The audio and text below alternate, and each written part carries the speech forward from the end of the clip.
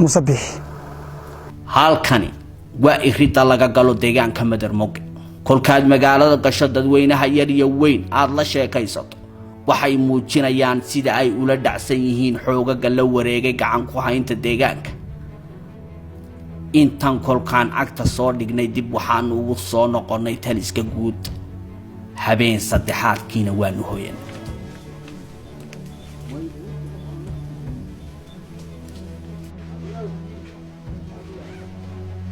saaka intaynaan gudagalin safaradeenna kale iyo deegaanada ay gacanta jabhadu ku hayso waxaynu waqtigeena ku qaadan doonaa taliskooda guud waxaynu waraysiyo la yeelan doonaa saraakiisha jabhada balse marka hore waxaa halkan dhalinyarada lagu baraa isticmaalka hubka fudud iyo adeegsiga hubka waaweyn sidoo kale waxay ku bartaan shiishka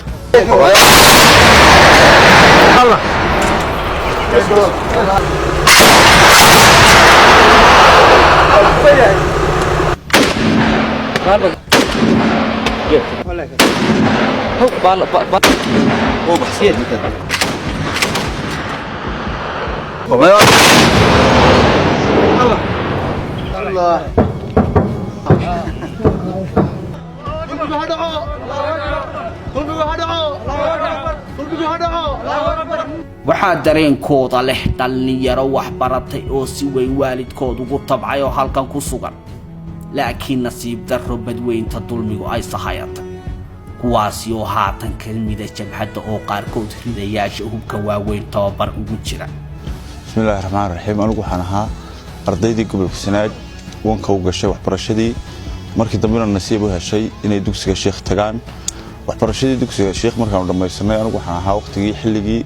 uu haystay wasiir Cabdi Daahir wasaaradda xanaanada xoolaha waxaan ka helay shaqo muddo ka bacdi waa leegeeriyay muddo badan markaan doondoonay shaqadii waxay noqotay maan waraabsi markay maan waraabsi noqotay waxaan ku biiray ururka dhaqdhaqaaqa ee sinaanta iyo cadaaladda oo hogaamiye Jaran Lacaare